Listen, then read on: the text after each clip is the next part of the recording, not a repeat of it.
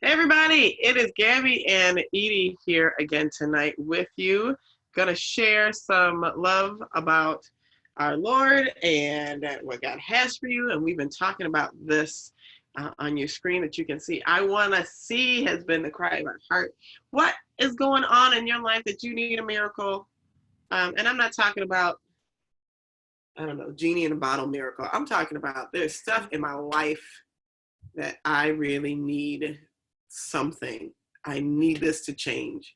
I'm talking about those kind of real God, I need you miracles. And like blind Bart, who we were talking about, who wants to see, and how do you want God to show up and change your life? So we have read through these verses. I'm gonna try to get on our stuff. There we go. Hopefully you can see it. It's Mark 10:46 through 52.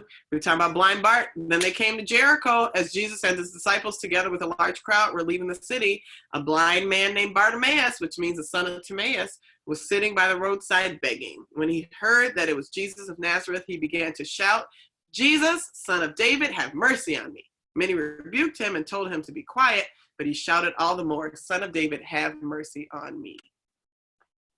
Jesus stopped and said, "Call him." So they called to the blind man, "Cheer up, on your feet, he's calling you." Throwing his cloak aside, he jumped to his feet and came to Jesus. "What do you want me to do for you?" Jesus asked him. The blind man said, "Rabbi, I want to see." "Go," Jesus said. "Your faith has healed you." Immediately he received his sight and followed Jesus along the road. All right, so we've been talking about three things, and tonight's the fourth night. We're ending our talk tonight. Four things that we need to make sure is in place in our lives. How can we act like Bart to get these Bart results? How can we act? What do we need to do so that we can be met by Jesus? Okay, so first thing we talked about was cry out. Okay, crying out. Bart showed just how serious he was about his need. How serious are you? Are you even serious enough to try Jesus? Are you even serious enough to realize that God is there?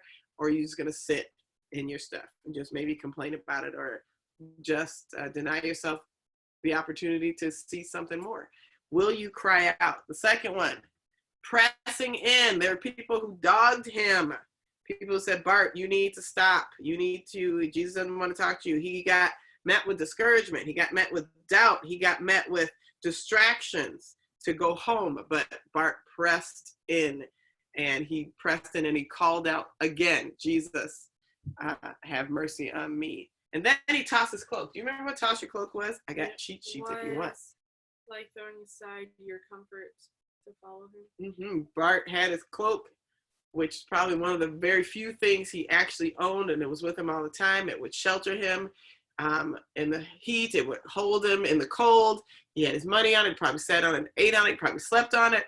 And when he saw Jesus and Jesus called him, he got up, jumped up, and he threw his cloak aside. And two ways you can take that. It can show that Bart was so full of faith. He was like, "I'm not going to need this anymore. Jesus called me."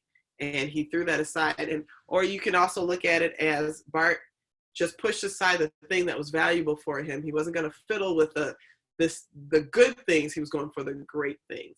So we had, I was encouraging you all to identify what are some of those things of value.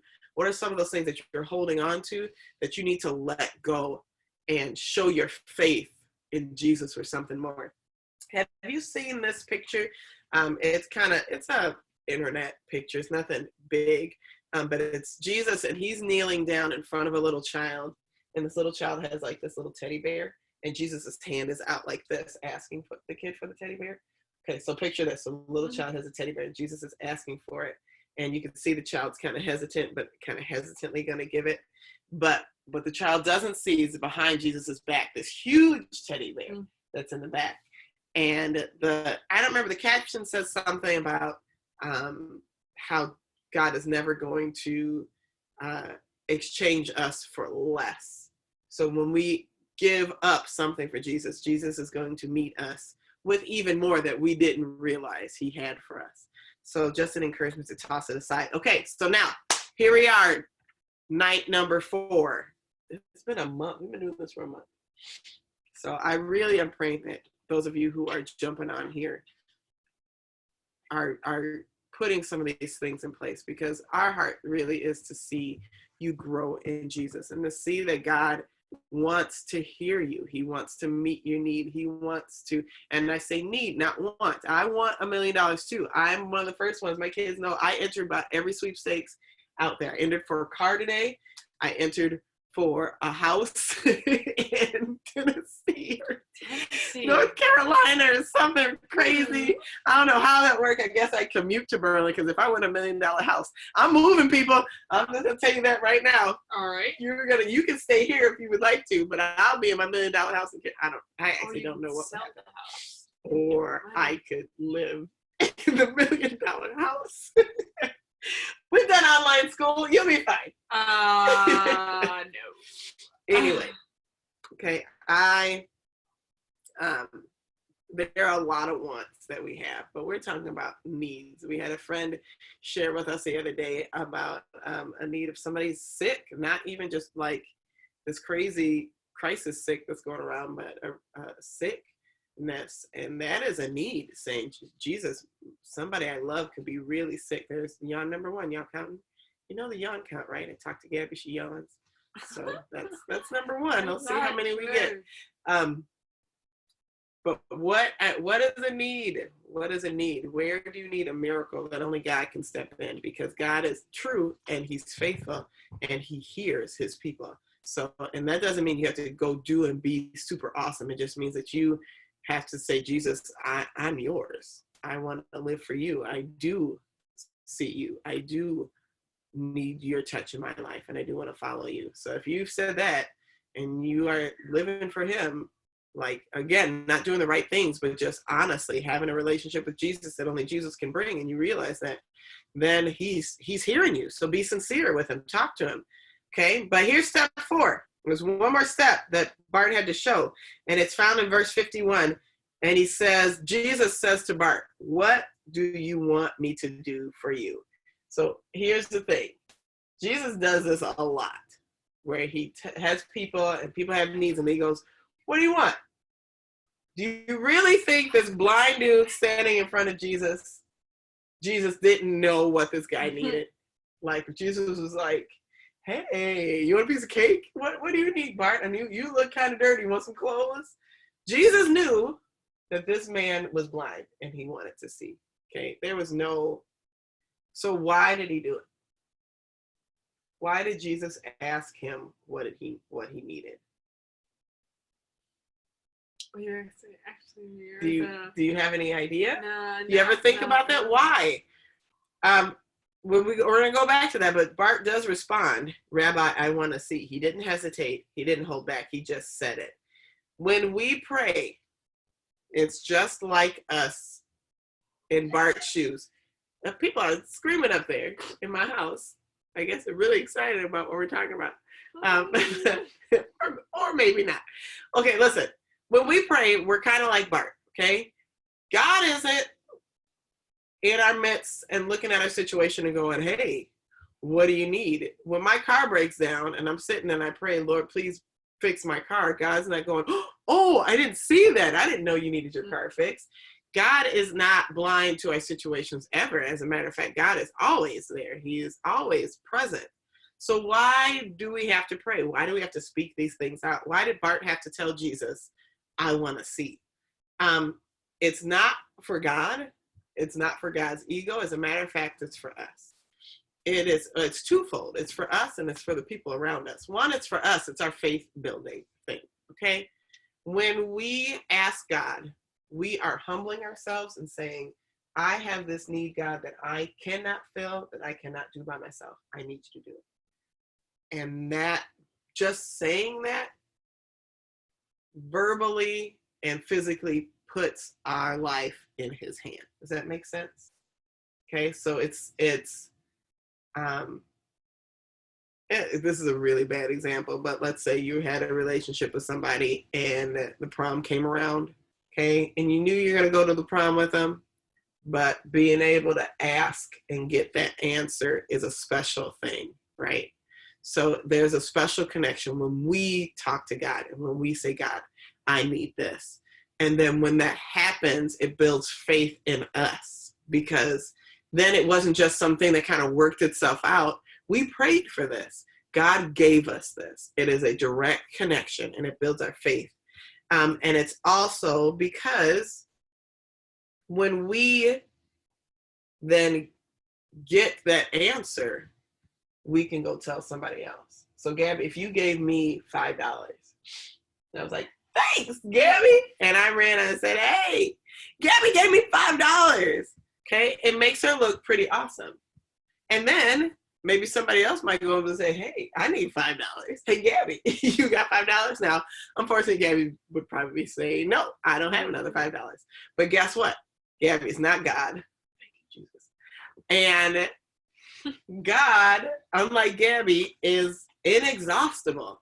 What God does for me, he can do for you. He can do for Gabby. He can do for anybody, because God doesn't love me any more than he loves you. God doesn't want to do for me any more than he wants to do for you.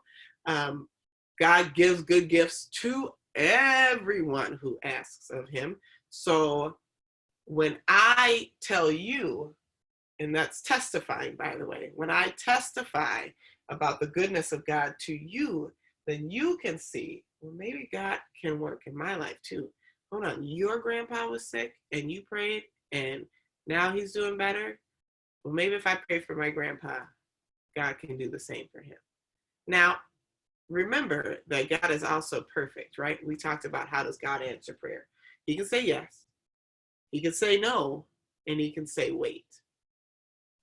And so maybe that testimony of, hey, God did this for me, then I prayed, but God didn't do that for you. Again, it's not a discouragement. So go back to that whole press in. Maybe God is looking to do something different for you. Maybe your path is going to be a little different, but it's not going to be any less good. Just remember that goodness is not that everything's going to work out happy. Sometimes we think, oh, that's not good. But when I gave you medicine as a kid, was it always good tasting? Did it always feel good to you? No. But it felt good to get better. Yes. Okay, so goodness sometimes looks different than we want it to look, but I'm going to promise you this, that God's goodness is the perfect good. So if the answer is no, or if the answer is wait, press in to see what God is going to do next, okay? But right now, God has not said anything. It's our point to say it to him, okay? They say some other stuff in here that I don't really think we need to go into. Just remembering that there's humility and surrendering when we actually tell God that we need him. And that's one place people can't jump over. That's one reason people can't put their trust in God, because they don't want to feel like their life is just in the hands of some imaginary being that's out there. And that's where that faith kicks in. So my encouragement to you, if you are one of those who are like, I don't even know if I believe that there's a God. I don't even know if I put my faith out there in something, if it'll hold me up or if I'll fall flat on my faith. I want to encourage you to go to God with those questions, with those doubts. For real, God is not scared of that. Would you please have an authentic conversation with God? Can you please do some real seeking with God? I know some of you out there, you look for all kinds of stuff. If you are researching a YouTuber or somebody else that you really love, you will spend hours researching crazy facts about famous people. What's your latest crazy fact that you Googled on something that you like? Well, I don't really like it, but I saw it on someone's post that the actress who played Batwoman isn't playing Batwoman in the next season. So it's all her superhero people that she Googles, and she'll do it. And she has no problem searching answers. Why don't we do that with something as serious as our faith, as serious as who you really are, as serious as eternity in the balance, okay? You can find answers, but you do need to look. Okay, so Jesus asked Bart, what did he want? And the cool thing is Jesus knew that Bart had faith. Jesus watched Bart toss his cloak. Remember that? Jesus watched him come to him. Jesus heard him calling. So Jesus asked the question to see if Bart had enough faith to say it. And he did. And then the awesomeness happened. In verse 52, Jesus says, "Go, your faith has healed you." And immediately Bart got his sight. And one of the cool things I thought is that one of the first things he saw was Jesus. How neat is that? I want for you, when God does come and he meets you with your need, that the first thing you are revealed is that Jesus is there. I hope that you can have that moment. Okay, so here's the bottom line for us. Bart was struggling. He literally couldn't see. He had a serious condition. So when he heard Jesus was in town, he did 4 things. He cried out. He didn't have anything to lose, and he was not going to be timid about it. He pressed in. He refused to be deterred by distractions, doubt, or discouragement. He tossed his cloak. He believed that Jesus was going to heal him before it even happened. He showed his faith. And then he said it. He just said it. He had the faith to be real and vulnerable with Jesus.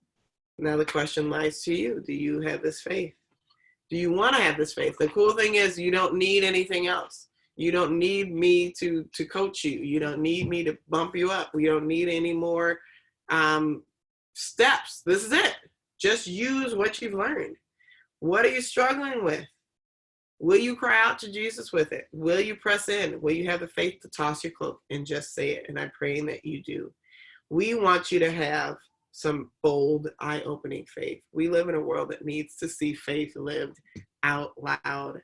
If you are a Christian today, stop settling for a life without Jesus. A lot of us hold on to Jesus and we have sprinkle a little bit of Jesus in to things that we do, but we are not embracing the fullness of what it means to be a child of Jesus Christ. Please go full in so that you can see Jesus meet you. When things are tough, even when this world, even right now, seems so messed up, Jesus wants to open our eyes, and he wants to open our eyes to him. How cool is that? Okay. Do what Bart did and continue to follow Jesus. And talk to us about it. You know that we're here for you. Faith Community Church Youth. We're praying about opening back up soon. We're going to, if we can't meet in person, we will definitely keep meeting online. We're going to try to do some things where we can be in person. But if you're an online person with us right now, please check in here. Your faith doesn't need to stop. Okay? We want to see. We want to see you see. We want to see you succeed. And we want to see Jesus do some absolutely incredible things in your life. And we want to hear about it. Would you message us? Would you send us a line? Even asking us to pray with you. We would love to do that. So that is our talks for today. We want to just pray a blessing on you guys, that God will use you, that God will meet you, that God will become real to you, and that you would live your faith out loud. Bless you. Anything else? Enjoy the day. Finish school strong if you're doing school, and if you have finished, awesome. Graduates, it's not over. Graduation was just one step in the road anyway. Keep your journey going. Bless you guys. We will talk to you and see you soon. Bye.